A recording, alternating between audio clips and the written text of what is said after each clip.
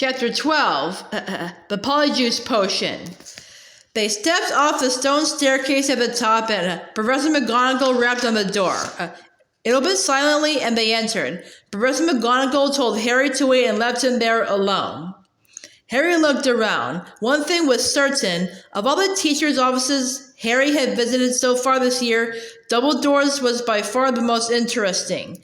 If he hadn't been scared out of his wits that he was about to be thrown out of school, he would have been very pleased to have a chance to look around it. It was a large and beautiful circular room full of funny little noises. A number of curious silver instruments stood on spindle-legged tables, whirring and emitting little puffs of smoke. The walls were covered with portraits of old headmasters and headmistresses, all of whom were snoozing gently in their frames. There was also an enormous claw-footed desk, and sitting on a shelf behind it, a shabby, tattered wizard's hat, the Sorting Hat. Harry hesitated.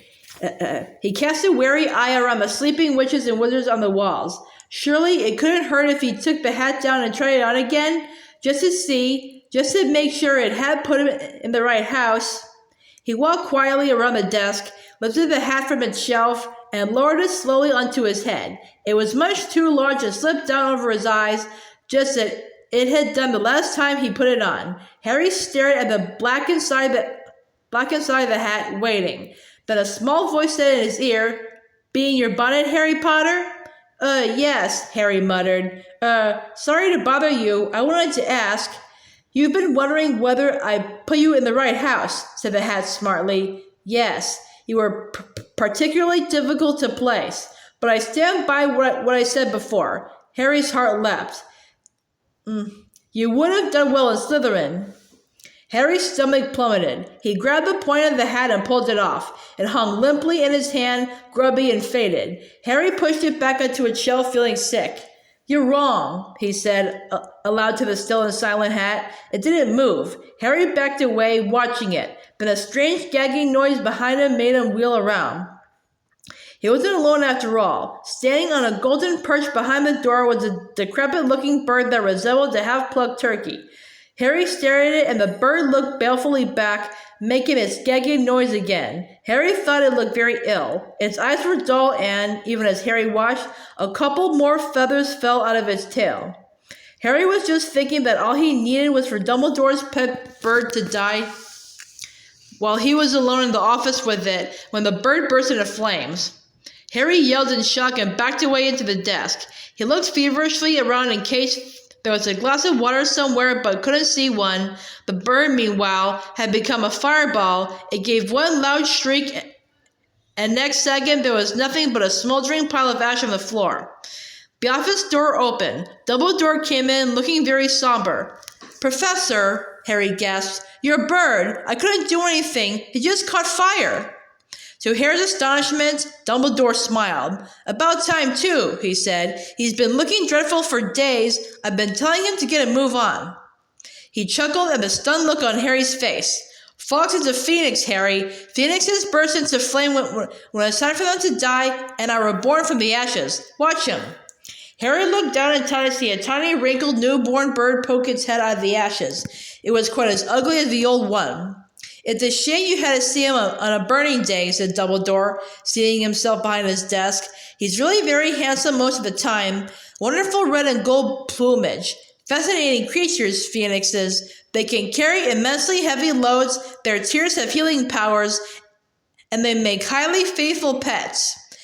In the shock of Fawkes catching fire, Harry had forgotten what he was there for, but it all came back to him as Dumbledore settled himself in the high chair behind the desk and fixed Harry with his penetrating light blue stare. Before Dumbledore could speak another word, however, the door of the office flew open with an almighty bang and Hagrid burst in, a wild look in his eyes, his balaclava perched on top of his shaggy black head, and the dead rooster still swinging from his hand. It wasn't Harry, Professor Dumbledore," said Hagrid urgently. "I was talking to him seconds before that kid was found. He never had time, sir." Dumbledore tried to say something, but Hagrid went ranting on, waving the rooster around in his agitation, sending feathers everywhere. It can't have been him. I'll swear it in front of the Ministry of Magic if I have to. Hagrid, you've got the wrong boy, sir. I know Harry never. Hagrid, said Dumbledore loudly, I do not think that Harry attacked those people. Oh, said Hagrid, the rooster falling limply at his side. Right. I'll wait outside then, headmaster. And he stomped out looking embarrassed. You don't think it was me, Professor? Harry repeated hopefully as Dumbledore brushed rooster feathers off his desk. No, Harry, I don't, said Dumbledore, though his face was somber again, but I still want to talk to you.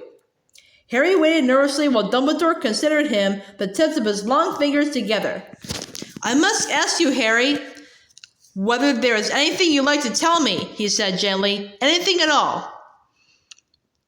Harry didn't know what to say. He thought of Malfoy shouting, You'll be next, mudbloods, and of the Polyjuice potion simmering away in Moaning Myrtle's bathroom. Then he thought of the disembodied voice he had heard twice and remembered what Ron had said.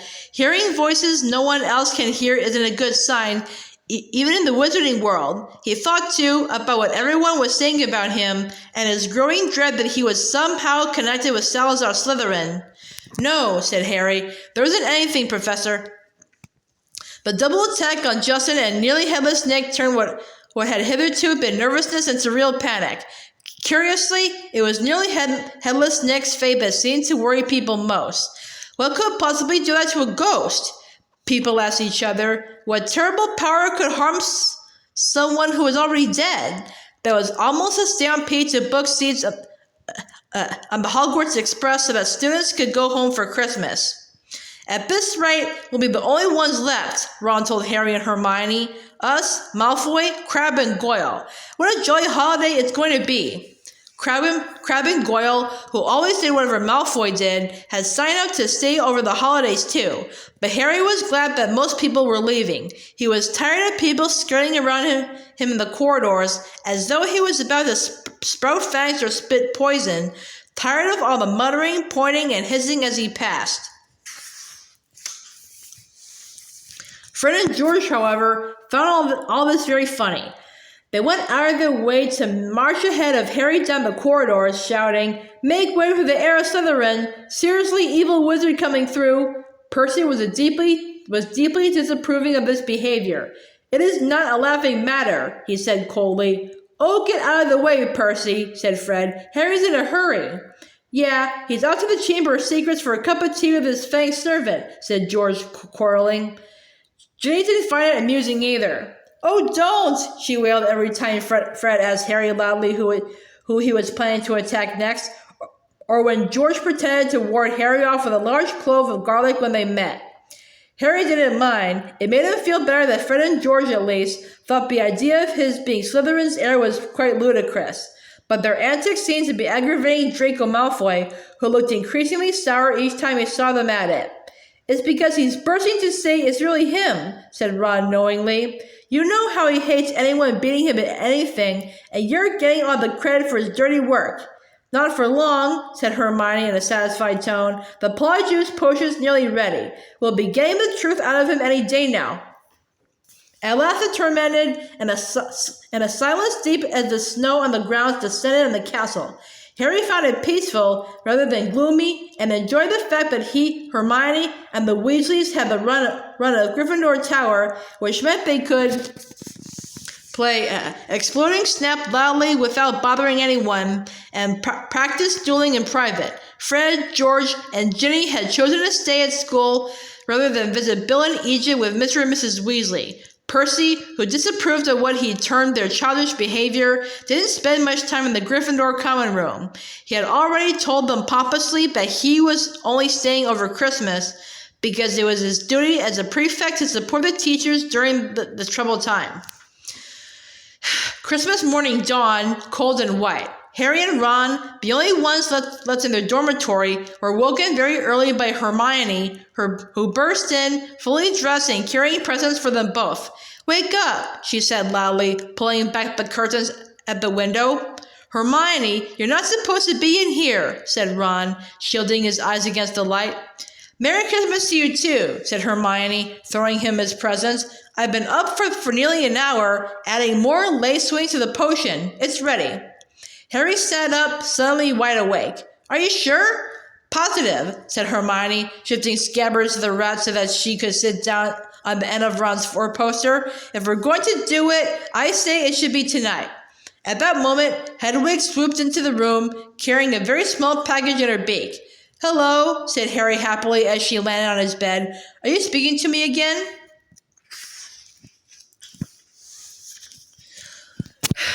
She nibbled his ear in an affectionate sort of way, which was a far better present than the one that she had brought him, which turned out to be from the Dursleys. They had sent Harry a toothpick and a note telling him to find out whether he'd be able to stay at Hogwarts for the summer vacation too.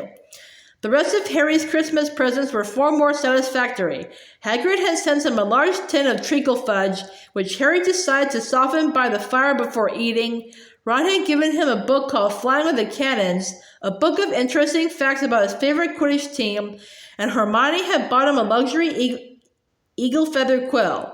Harry opened the last present to find a new hand-knitted sweater from Mrs. Weasley and a large plum cake. He read her card with a fresh surge of guilt, thinking about Mr. Weasley's car, which hadn't been seen since its crash with the Whomping Willow, and the bout of rule-breaking he and Ron were planning next. No one, not even someone dreading taking Polyjuice potion later, could fail to enjoy Christmas dinner at Hogwarts. The Great Hall looked magnificent. Not only were there a dozen frost-covered Christmas trees and thick streamers of holly and mistletoe crisscrossing the ceiling, but enchanted snow was falling, warm and dry, from the ceiling. Dumbledore led them in a few of his favorite carols, Hagrid booming more and more loudly with every goblet of eggnog he consumed. Percy, who hadn't noticed that Fred had bewitched his prefect badge so that it now read Pinhead, kept asking them all what they were sniggering at. Harry didn't even care that Draco Malfoy was making loud, snide remarks about his new sweater from the Slytherin table. With a bit of luck, Malfoy would be getting his comeuppance in a few hours' time. Harry and Ron had barely finished their third helpings of Christmas pudding when Hermione ushered them out of the hall to finalize their plans for the evening. We still need a bit of the people you're changing into, said Hermione matter-of-factly, as though she were sending them to the supermarket for laundry detergent.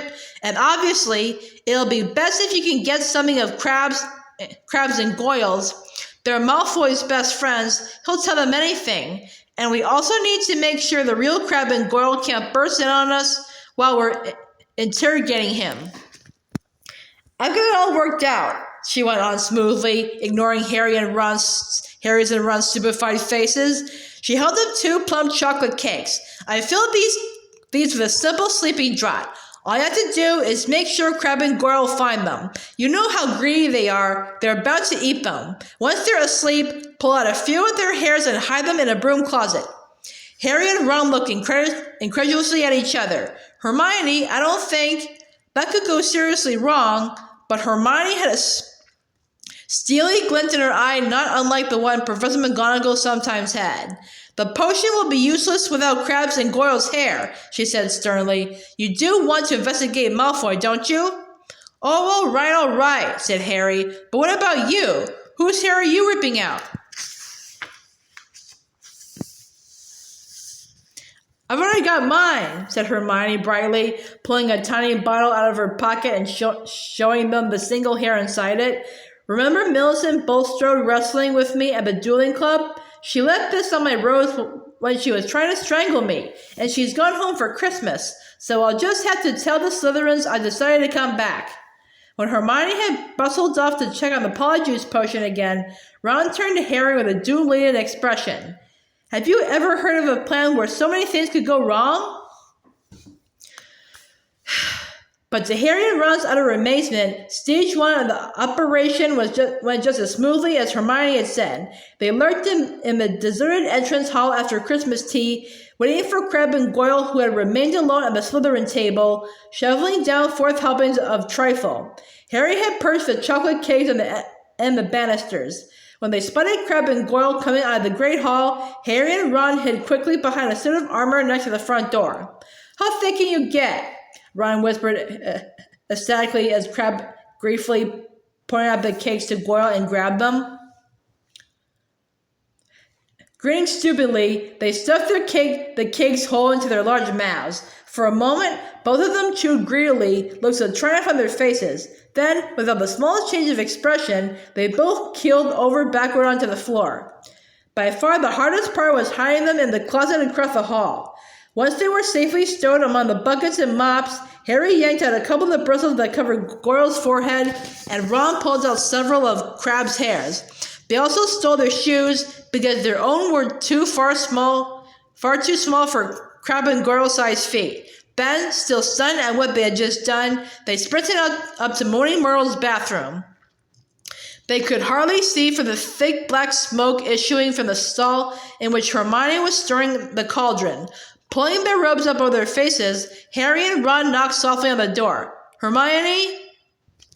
They heard the scrape of the lock and Hermione emerged, shiny-faced and looking anxious. Behind her, they heard the gloop-gloop of the bubbling glutinous potion. 3 glass tumblers stood ready on the toilet seat. "Did you get them?" Hermione asked breathlessly. Harry showed her Goyle's hair. "Good. And I sneaked these spare robes out of the laundry," Hermione said, holding up a small sack. "You'll need bigger sizes once you're Crabbe and Goyle." The 3 of them stared into the cauldron. Close up, the potion looked like thick, dark mud, bubbling sluggishly. "I'm sure I've done everything right," said Hermione, nervously rereading the splotched page of Most Potent Potions. "It looks like the book says it should. Once we've drunk it, we'll have exactly an hour before we change back into ourselves." "Now what?" Ron whispered. "We separated into 3 glasses and add the hairs." Hermione ladled large dollops of the potion into each of the glasses. Then, her hand trembling, she shook Millicent Bulstrode's hair out of its bottle into the first glass. The potion hissed loudly like a boiling kettle and frothed madly. A second later, it had turned into a 6th sort of yellow. Essence of Millicent Bulstrode," said Ron, eyeing it with loathing. "But it tastes disgusting." "And yours then," said Hermione. Harry dropped Goyle's hair into the middle glass and Ron put Crabbe's into the last one. Both glasses hissed and frothed. Goyle's turned to the khaki color of a booger, Crabbe's a dark, murky brown. "Hang on," said Harry as Ron and Hermione reached for their glasses. "We better not all drink them in here. Once we turn to Crabbe and Goyle, we won't fit. And Millicent Bulstrode's no pixie." "Good thinking," said Ron, unlocking the door. "We'll take separate stalls." Careful not to spill a drop of his Polyjuice potion, Harry slid into the middle stall. "Ready?" he called. "Ready," came Ron's and Hermione's voices. 1, 2, 3. Pinching his nose, Harry drank the potion down in 2 large gulps. It tasted like overcooked cabbage. Immediately, his insides started writhing as though he just swallowed live snakes. Doubled up, he wondered whether he was going to be sick. Then a burning sensation spread rapidly from his stomach to the very ends of his fingers and toes. Next, bringing him gasping to all fours, came a horrible melting feeling, and the skin all over his body bubbled like hot wax, and before his eyes, his hands began to grow, the fingers thickened, the nails broadened, the knuckles were bulging like bolts. His shoulders stretched painfully, and a pricking on his forehead told him that hair was creeping down toward his eyebrows. His rose ripped as his chest expanded like a barrel bursting its hoops. His feet were agony in shoes 4 sizes too small. As suddenly as it had started, everything stopped. Harry lay face down on the stone-cold floor, listening to Myrtle gurgling morosely in the end toilet. With difficulty, he kicked off his shoes and stood up. So this was what it felt like being Goyle. His large hand trembling, he pulled off his old robes, which were hanging a foot above his ankles, pulled on the spare ones, and laced up Goyle's boat-like shoes. He reached up to brush his hair out of his eyes and met only the short growth of wiry bristles low on his forehead. Then he realized that his glasses were clouding his eyes because Goyle obviously didn't need them. He took them off and called, "Are you two okay?" Goyle's low rasp of voice issued from his mouth. "Yeah," came a deep grunt of Crabbe from his right. Harry unlocked his door and stepped in front of the cracked mirror. Goyle stared back at him out of a deep-set eyes. Harry scratched his ear. So did Goyle. Ron's door opened. They stared at each other, except that he looked pale and shocked. Ron was indistinguishable from Crabbe, from the pudding bowl haircut to the long gorilla arms. This is unbelievable, said Ron, approaching the mirror and prodding Crabbe's flat nose. Unbelievable. We better get going, said Harry, loosening the watch that was cutting into Goyle's thick wrist. We've still got to find out where the Slytherin common room is. I only hope we can find someone to follow. Ron, who had been gazing at Harry, said, You don't know how bizarre it is to see Goyle thinking. He banged on Hermione's door. Come on, we need to go. A high-pitched voice answered him. I don't think I'm going to come after all. You go on without me. Hermione, we know Millicent Bulstrode's ugly. No one's going to know it's you. No, really. I don't think I'll come. You two hurry up. You're wasting time. Harry looked at Ron, bewildered. That looks more like Goyle, said Ron. That's how he looks every time a teacher asks him a question. Hermione, are you okay? Said Harry through the door. Fine, I'm fine. Go on. Harry looked at his watch. 5 of their precious 60 minutes had already passed. We'll meet you back here, all right? He said. Harry and Ron opened the door of the bathroom carefully, checked that the coast was clear, and set off. Don't swing your arms like that, Harry muttered to Ron. Eh? Crabbe holds them sort of stiff. How's this? Yeah, that's better. They went down the marble staircase. All they needed now was a Slytherin that they could follow to the Slytherin common room, but there was nobody around. Any ideas? Muttered Harry. The Slytherins always come up to breakfast from over there, said Ron, nodding at the entrance to the dungeons. The words had barely left his mouth when a girl with long curly hair emerged from the entrance. Excuse me, said Ron, hurrying up to her. We've forgotten the way to our common room. I beg your pardon, said the girl stiffly. Our common room? I am a Ravenclaw. She walked away, looking suspiciously back at them. Harry and Ron hurried down the stone steps into the darkness, their footsteps echoing particularly loudly as Crabbe and Goyle's huge feet hit the floor, feeling that this wasn't going to be as easy as they had hoped.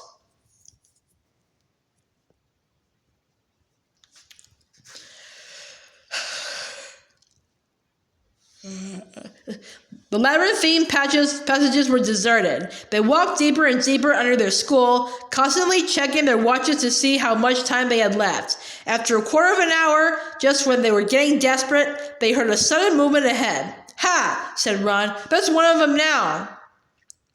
The figure was emerging from a side room. As they hurried nearer, however, their hearts sank. It wasn't a Slytherin, it was Percy. What are you doing down here? Said Ron in surprise. Percy looked affronted. That, he said stiffly, is none of your business. It's Crabbe, isn't it? Well, oh yeah, said Ron. Well, get up to your dormitory, said Percy sternly. It's not safe to go wandering around dark corridors these days. You are, Ron pointed out. I, said Percy, drawing himself up, am a prefect. Nothing's about to attack me. A voice suddenly echoed behind Harry and Ron. Draco Malfoy was strolling toward them, and for the first time in his life, Harry was pleased to see him. There you are, he drawled, looking up at them. Have you two been picking out in the Great Hall all this time? I've been looking for you. I want to show you something really funny. Malfoy glanced witheringly at Percy. And what are you doing down here, Weasley? He sneered. Percy looked outraged. You want to show a bit more respect to a school prefect, he said. I don't like your attitude. Malfoy sneered and motioned for Harry and Ron to follow him. Harry almost said something apologetic to Percy, but caught himself just in time. He and Ron hurried after Malfoy, who said as they turned into the next passage, That Peter Weasley. Percy, Ron corrected him automatically. Whatever, said Malfoy. I've noticed him sneaking around a lot lately. And I bet I know what he's up to. He thinks he's going to catch Slytherin's heir single-handed. He gave a short, derisive laugh. Harry and Ron exchanged excited looks. Malfoy paused by a stretch of bare damp stone wall. "What's the new password again?" he said to Harry. Said Harry. "Oh yeah, pureblood," said Malfoy, not listening, and a stone door concealed in the wall slid open. Malfoy marched through it, and Harry and Ron followed him. The Slytherin common room was a long, low underground room with rough stone walls and ceilings from which round greenish lamps were hanging on chains. A fire was crackling under an elaborately carved mantelpiece ahead of them, and several Slytherins were silhouetted around it in high-backed chairs. "Wait here," said Malfoy to Harry and Ron, motioning them to a pair of empty chairs set back from the fire. "I'll go and get it. My father's just sent it to me." Wondering what Malfoy was going to show them, Harry and Ron sat down, doing their best to look at home. Malfoy came back a minute later, holding what looked like a newspaper clipping. He thrust it under Ron's nose. "That'll give you a laugh," he said. Harry saw Ron's eyes widen in shock. He read the clipping quickly, gave a very forced laugh, and handed it to Harry. It had been clipped out of the Daily Prophet, and it said, "Inquiry of the Ministry of Magic. Arthur Weasley, head of the Misuse of Muggle Artifacts Office, was today fined 50 galleons for bewitching a Muggle car. Mr. Lucius Malfoy, a governor of Hogwarts School of Witchcraft and Wizardry, where the enchanted car crashed earlier this year, called today for Mr. Weasley's resignation. Weasley has brought the ministry into disrepute," Mr. Malfoy told our reporter. "He is clearly unfit to draw up our laws, and his ridiculous Muggle Protection Act should be scrapped immediately." Mr. Weasley was unavailable for comment, although his wife told reporters to clear her off or she'd set the family ghoul on them. "Well," said Malfoy impatiently as Harry handed the clipping back to him, "don't you think it's funny?" "Ha ha," said Harry bleakly. "Arthur Weasley loves Muggles so much he should snap his wand in half and go and join them," said Malfoy scornfully. "You'd never know the Weasleys were purebloods, the way they behave." Ron's, or rather Crabbe's, face was contorted with fury. "What's up with you, Crabbe?" snapped Malfoy. "Stomach ache," Ron grunted. "Well, go into the hospital wing and give all those mudbloods a kick from me," said Malfoy, snickering. "You know, I'm surprised the Daily Prophet hasn't reported all these attacks yet," he went on thoughtfully. "I suppose Dumbledore's trying to hush it all up. He'll be sacked if it doesn't stop soon. Father's always said old Dumbledore's the worst thing that's ever happened to this place. He loves Muggleborns. A decent headmaster would never have let slime like that Creevy in." Malfoy started taking pictures with an imaginary camera and did a cruel but accurate impression of Colin. "Potter, can I have your picture, Potter? Can I have your autograph? Can I lick your shoes, please, Potter?" He dropped his hands and looked at Harry and Ron. "What's the matter with you two?" Far too late, Harry and Ron forced themselves to laugh, but Malfoy seemed satisfied. Perhaps Crabbe and Goyle were always slow in the uptake. "St. Potter, the Mudblood's friend," said Malfoy slowly. "He's another one with no proper wizard feeling, or he wouldn't go around with that jumped-up Granger Mudblood, and people think he's Slytherin's heir." Harry and Ron waited with bated breath. Malfoy was surely seconds away from telling them it was him, but Ben, "I wish I knew who it is," said Malfoy petulantly. "I could help them." Ron's jaw dropped so that Crabbe looked even more clueless than usual. Fortunately, Malfoy didn't notice, and Harry, thinking fast, said, "You must have some idea who's behind it all." "You know I haven't, Goyle. How many times do I have to tell you?" snapped Malfoy. "And Father won't tell me anything about the last time the chamber was opened either. Of course it was 50 years ago, so it was before his time, but he knows all about it, and he says that it was all kept quiet and it looks suspicious if I know too much about it. But I know one thing, last time the Chamber of Secrets was open, a mudblood died. So I bet it's a matter of time before one of them's killed this time. I hope it's Granger," he said with relish.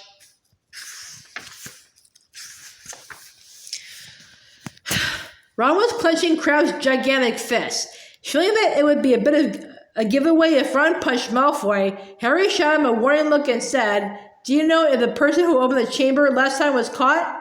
"Oh yeah, whoever it was expelled," said Malfoy. "They're probably still in Azkaban." Azkaban? Said Harry, puzzled. Azkaban, the wizard prison, Goyle, said Malfoy, looking at him in disbelief. Honestly, if you're any slower, you'd be going backward. He shifted restlessly in his chair and said, Father says to keep my head down and let the heir Slytherin get on with it. He says the school needs ridding of all the mudblood filth, but not to get mixed up in it. Of course, he's got a lot on his plate at the moment. You know the Ministry of Magic raided our manor last week? Harry tried to force Goyle's dull face into a look of concern. Yeah, said Malfoy. Luckily, they didn't fight much. Father's got some very valuable dark art stuff, but luckily, we got our own secret chamber under the drawing room floor. Ho, said Ron. Malfoy looked at him. So did Harry. Ron blushed. Even his hair was turning red. His nose was also slowly lengthening. Their hour was up. Ron was turning back into himself, and from the look of horror he was suddenly giving Harry, he must be too. They both jumped to their feet. Medicine for my stomach, Ron grunted, and without further ado, they sprinted the length of the Slytherin common room, hurled themselves at the stone wall, and dashed up a passage, hoping against hope that Malfoy hadn't noticed anything. Harry could feel his feet slipping around in Goyle's huge shoes and had to hoist up his robes as he shrank. They crashed up the steps into the dark entrance hall, which was full of a muffled pouting coming from the closet where they locked Crabbe and Goyle. Leaving their shoes outside the closet door, they sprinted in their socks up the marble staircase toward Moaning Myrtle's bathroom. Well, it wasn't a complete waste of time, Ron panted, closing the bathroom door behind them. I know we still haven't found out who's doing the attacks, but I'm going to write to Dad tomorrow and tell him to check on the Malfoy's drawing room. Harry checked his face in the cracked mirror. He was back to normal. He put his glasses on as Ron hammered on the door of Hermione's stall. Hermione, come out! We've got loads to tell you. Go away! Hermione squeaked. Harry and Ron looked at each other. What's the matter? Said Ron. You must be back to normal by now. We are. But Moaning Myrtle glided suddenly through the stall door. Harry had never seen her looking so happy. Ooh, wait till you see, she said. It's awful. They heard the lock slide back and Hermione emerged, sobbing, her robes pulled up over her head. What's up? Said Ron uncertainly. Have you still got Millicent's nose or something? Hermione let her robes fall and ran back into the sink. Her face was covered in black fur. Her eyes had turned yellow, and there were long pointed ears poking through her hair. It was a cat hair, she howled. Millicent Bulstrode must have a cat, and the potion isn't supposed to be used for animal transformations. Uh-oh, said Ron. You'll be teased something dreadful, said Myrtle happily. It's okay, Hermione, said Harry quickly. We'll take you out to the hospital wing. Madame Pomfrey never asked too many questions. It took a long time to persuade Hermione to leave the bathroom. Moaning Myrtle sped them on their way with a hearty guffaw. Wait till everyone finds out you've got a tail.